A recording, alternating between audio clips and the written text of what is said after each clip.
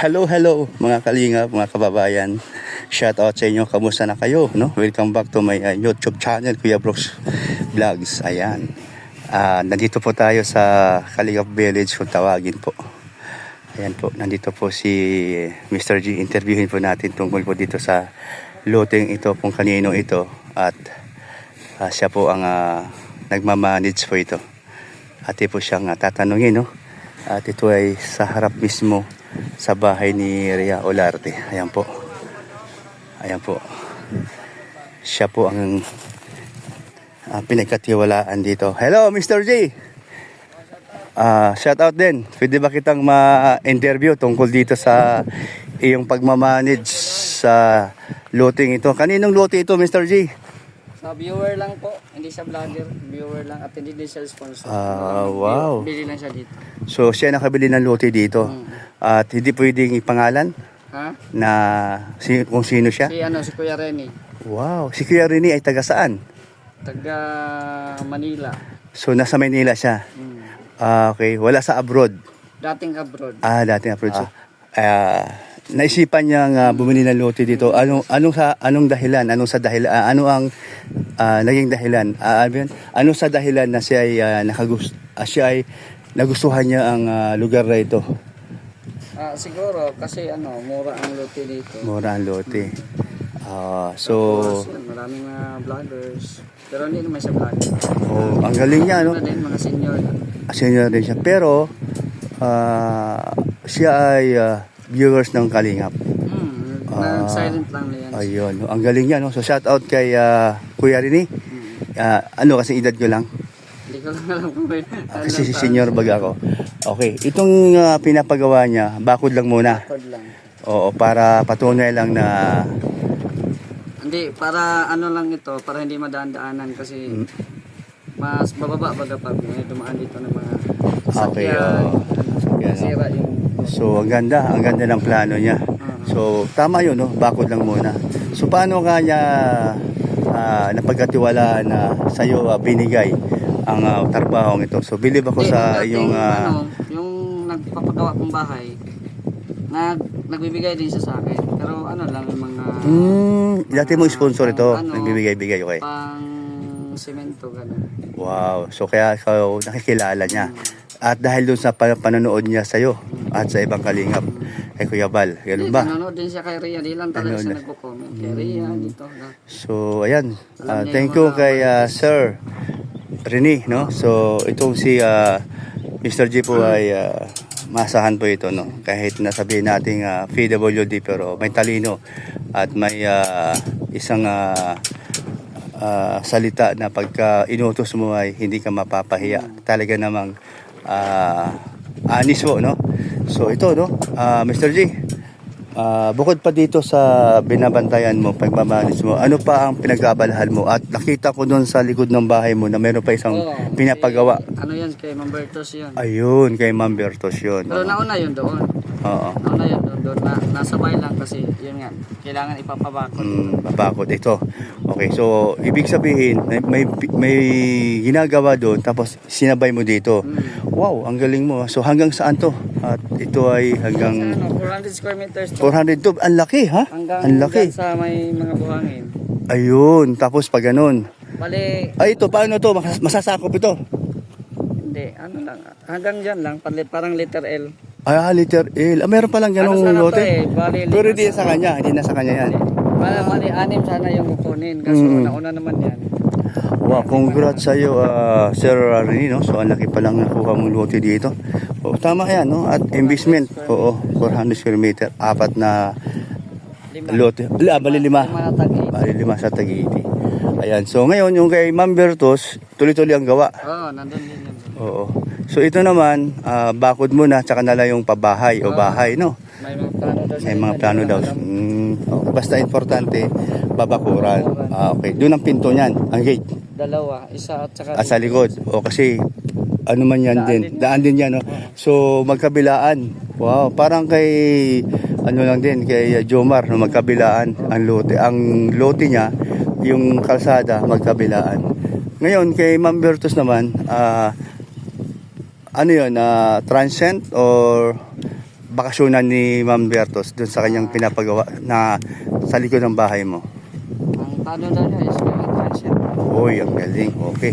Maganda rin yun. So, ikaw rin magmamanage doon. Kasi madaming So, madaming mga supporters pag December. tama ka Instead na dyan. mag-hotel sila. Doon na lang. Tama yun. Ngayon, yung bahay mo naman, isa sa nag-sponsorize si Ma'am Bertos din. Oo, isa din. Wow, no. Thank you po Ma'am Bertos sa inyong pagmamahal mo kay Mr. G at sa ibang mga vlogger. Oo, hindi lang naman ako ang na-sponsoran lahat dito. Lahat dito. Oh. So salamat at ikaw po ay matulungin, no, sa lalo na sa kasama naming mga vlogger. Halos lahat ng mga bowl namin dito, sponsor yan ni Sponsor yan. Roberto's So, na toilet bowl. Mr. J, hindi mo akalain na magkakabahay ka dito sa lugar o Ay, oo. sa Dait? Hindi po. Na ang iniisip mo lang ay Yung kubo, andun lang sa yung sa kubo-kubo lang. lighthouse, nakapermi Oo. at doon ang may lakad si Kuya Bal, sama-sama.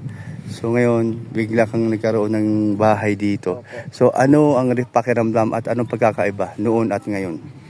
Malaking pagkakaiba na ngayon, no? Kasi yun nga, ngayon na may sarili ng bahay, kailangan na talagang kumbaga kumayod ng kumayod. Oo. Mhm. Kasi yun nga, may mga bayarin. Mhm. Kumbaga, nung dati sa lighthouse kasi, may mga bayarin din ako kasi may bahay nga din kami sa Mindanao. Yung mga pamangkin ko doon, pinapaaral ko. Wow. So ngayon, parang doble yung sipag kasi Lovely, oh. may bahay na ako dito tapos Oo. yun sa Mindanao. So yung sipag na yan, ito na yun. Oo. Pag mayroong nag-utos sa'yo, Oo. yun na yun, di ka na tumatanggi Oo. dahil kailangan mo ng Yes. Oo. sikap at ano din, yung baga, kailangan mo din ng kumita din Oo. siyempre, no? Although wala mang dito, wala akong sahod dito naman na Ay, ito wala kang sahod Wala. dito. Kumbaga ang sa akin is yung libre na sa vlog. Ayun, yung para maliwanag. Saka libre sa Oo, vlog, libre sa pagkain. At libre sa Yung mga pagkain, di ba? lahat na. Lahat na. Di, sabay na din ako. Yan. So sino nagluluto? O uwian sila? May kinuha din akong tagaluto. Hindi pala, kumbaga, akala ko uwian sila dahil sa isang araw, Arawan lang to sila eh. arawan sila pero libre pagkain. Libre kain. Magkano isang araw nila? Yung skilled is 700, tapos labor 600. Okay. Tama yun, no? Hindi naman nagyalayo doon sa iba pang mga trabahante. Ngayon, yung mga kapitbahay mo, malapit sa bahay mo, magkatabi, magkabilang gilid, harap-harapan ay mga vlogger. So anong pakiramdam mo na ang dami-dami ng vlogger dito sa tinatawag na Kalingap Village? Para sa akin, Kuya Brooks, masaya man siya. Masaya. Masaya siya kasi yan, pag mga ganito, may mga event, sama-sama.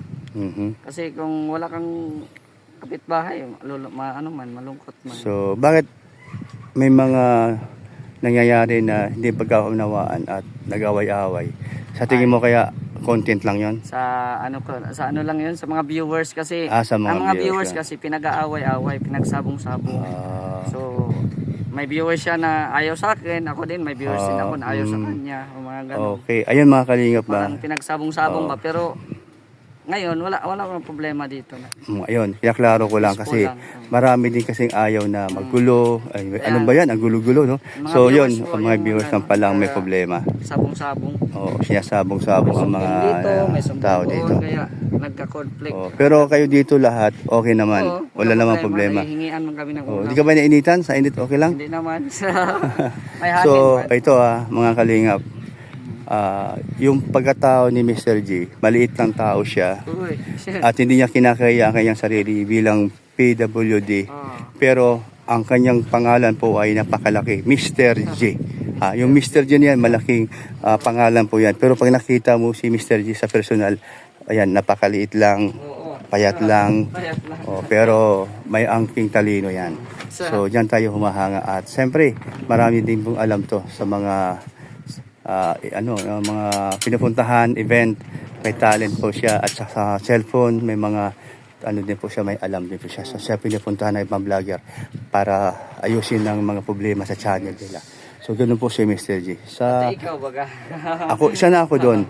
Pati ikaw. Opo, totoo man po yan na hindi po natin makalimutan niya si Mr. G ay dahil sa kanya nagkaroon tayo ng channel at siya rin po ang gumagawa at may problema ito.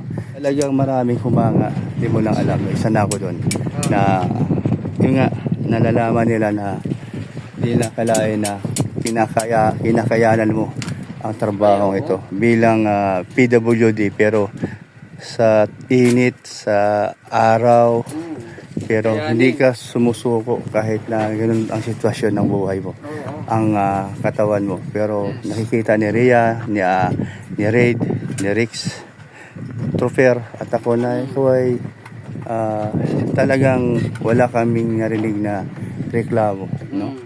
So bangkos ay ginaganahan ka pa sa trabaho mo dahil sabi mo nga doble sipag. Madaming binubuhay. Sa daming binubuhay. Okay, no? So kaninong saan ka naman kumukuha ng lakas loob dyan sa ginagawa mo? Sarili mo, sa pamilya mo, o kay Lord, o sa mga tumutulong sa'yo? Siyempre kay Lord. Okay. Kasi ako ngayon nag-iisa na lang ako. Kumbaga nag-iisa ako dito sa Daet. Siguro kung buhay pang mama mo, masutuwa ka dito yan. Ano? Si malam-malamang mama mo. Okay. Tapos nandito sa Daet. Mapunta yun dito kung ano. Oo, no? Kaso wala. Kaya si Lord na lang ang tanging ano ko. Ayun. Bigyan niya ako ng guidance. Lakas sa pangatawan para yun, matugunan ko yung mga nandito na pinapagawa. Oo. Wow, hindi man sa inuutusan. Kumbaga, kumbaga sukli ko na din ito. Kasi natulungan man din ako sa bahay ko. Diba? So kumbaga, kung may mga inano sila, ito lang naman simple lang naman. Ano ka lang naman, hindi ka man nagtatrabaho. Kumbaga, ano lang naman, monitor lang. O ano nga yung ano, hindi man talaga ano yung kulang na bibilhin. So yan, no? Ayan po. No? So thank you kay Sir Rene. No? Talagang alaki ng tiwala mo kay Mr. G. Talaga namang maasahan. No? Ayan, salamat kahit gano'n ang kanyang sitwasyon. Pero maasahan. Wow. Okay, Mr. G, salamat sa konting oras at interview sa'yo na pagbigyan mo si Kuya Brooks ang iyong katay-tatayan na ganun na nga, no? Hindi magbabago hanggat tayo nandito, kami ni Kuya Bal. So, hindi ka namin pababayaan at kung ano man mangyari. So, ito, sino man ito? Ito yung kanang, tagaluto. Ayun. Okay. Luto at saka Driver pa. Oh, so, maasahan mo pala yan. Ano pangalan mo? Si Papa Chin. Ayan, ayun si Papa Chin. Yun po yung pagnalasing po, asahan yung yan po sumasayaw. Romantiko, no? Grabe po sumayaw yan, pagnalasing. Hubad baro. Hubad baro. Ayan, no? Ayan, thank you Mr. G. Sige, punta mo na ako kay Rhea. At ako ay magtatanong din sa kanila tungkol sa'yo. Ayan, no? Grabe, ano? Ang galing ni Mr. G. Nakakahanga. At maasahan talaga. Napapansin po namin, lalo na po ako. Na siya ay mapagkatiwalaan. Ito po, marami na pong napabahay dito. Ayan. Matanong ko kay Rhea. Rhea, ano masasabi mo kay Mr. G na nakikita natin sa kanyang ginagawa sa pang-araw-araw? Sa kanyang mga project. Yes, oh. Dalawa. Ano masasabi mo? Ay, napakasipag ni Mr. J. Yun, tama ka dyan. Napakasipag yan ni Mr. J at maasahan talaga yan. Maasahan na. Ganyan lang yan si Mr. J, physical, kulang. Pero, ang utak niyan, sobra-sobra. Sobra-sobra. Oh. Matalino yan. Talino bata, ano? At saka, alam mo naman, napakasipag. Binabad doon sa initan. Binabad ni Kuya Brooks sa init. Ang sabi ko naman sa kanya, okay ba na 10-8 okay naman doon? Hindi sabi ko, yung tayo banta, kaya umatras na siya. Tanungin mo mamaya si Mr. J. Sabi niya, natawa lang siya. So, okay naman talaga si Mr. G, no? At tama ang obserbasyon niyo. Siya ay matalino, maraming alam. Huwag niyong i-underestimate si Mr. Oh, J. Sa physical tama. na anyo, kulang man ang kanyang physical na anyo. Pero, ang utak, puno yan. Ayan, Mataba ang utak ni Rhea. Mr. J. Ayan, Rhea. Tudutungin ko yung sinabi mo. Nung siya ay nandun sa lighthouse, maraming baser yan. Binabas nila si Mr. G. Ngayon, ano ngayon masasabi nila yung mga baser? Yung mga baser dyan, ano kayo masasabi nila kay Mr. G? May bahay na maganda pang bahay pagkagawa, tapos andun pa yung sa likod bahay, magpapagawa si Mama Bertos. Mambertos. Tapos meron pa ditong isang Ah, viewer Ito pala. na nagpapagawa na nagtiwala kay Mr. J. O ngayon, itong mga baser ni Mr. J, sa tingin ko nga tahimik sila ngayon. Tayo naman kasi sa social media, ano na yan, partner na natin ang basher. Tama. Kasama na sa buhay natin. Kabuhayan. Kasi kung ayaw natin ng basher, wag tayo mag-social media. Mm. Pero masasabi ko lang sa mga basher ni Mr. J, ay pikit na lang. Ayan. Pikit mata na lang Pikit sila. na lang Kasi sila. yan si Mr. J, ano tawag nito, ano ng mga sponsor yan, pinagkakatiwalaan ng sponsor. Ayan. Ayan ha. Pinagkakatiwalaan ng Kaya, mga supporters. Ito, alam ko, supporters lang to, viewers lang to. viewers lang yan. Hindi na may sasabi na sponsor. Okay, kita mo naman ha. O yan, yung mga inggit, pikit na lang dyan. Yan. Yun po, Pikit na lang. ang taong binababa nyo, tinataas ni Lord yan. Yun po ang kadalasan po nangyayari ngayon dito sa Kalingap, yung mga kasamahan namin vlogger. Si Rhea, dati ganun din ginagawa nyo, binabas nyo. Ngayon, may pahay na siya. Pero yan, unti lang matatapos yan. Kaya ganun po, kagaya ko din dati, binabas nyo ako at tinataas ako ni Lord. At may taong ginagamit si Lord para sa amin. Ayan na po, no? So, yun, yung mga taong mahilig po manira at nainggit po sa kapwa at gusto po nilang ibaksak yung tao niya. Kabaliktaran po ang mangyayari. Yun po ay tinataas ni Lord. Ayan, thank you sa inyong Rhea at Udang. No? So, salamat sa inyong salamat din sa inyong opinion kay Mr. G. So, si Mr. G ay ating hinangaan yan. Oh. Yan yung tao pati na hindi makasarili. Oh, totoo Kasi yan. pag yung may views, di ba sa kubo niya noon dito? Nagpapapunta yun. Punta yan. Oo. Punta kayo dito. Hindi yan sa madamot. Hindi siya madamot. Oh, hindi sa pagkain hindi madamot. Okay yan. Yan ang gusto ko kay Mr. G, no. Ngayon, dahil sa nakikita natin sa kanya na marami nagtiwala na sponsor at viewers at iba pang tao. Ayan, good luck sa Mr. G at sa inyo din rin na alam ko naman na meron din nagpapagawa dyan. Unti-unti, hayaan lang natin si Lord na kumilos, no. Hindi man tayo umaasa, umaantay kasi Hindi man tayo kumikilos. perfecto. Perfecto. Sa tayo ay gumagawa ng tama sa ating kapwa. At siyempre tayo magpasalamat sa lahat na tumutulong sa atin. Salamat sa mga sponsors na nagtitiwala. Lahat na, ayan.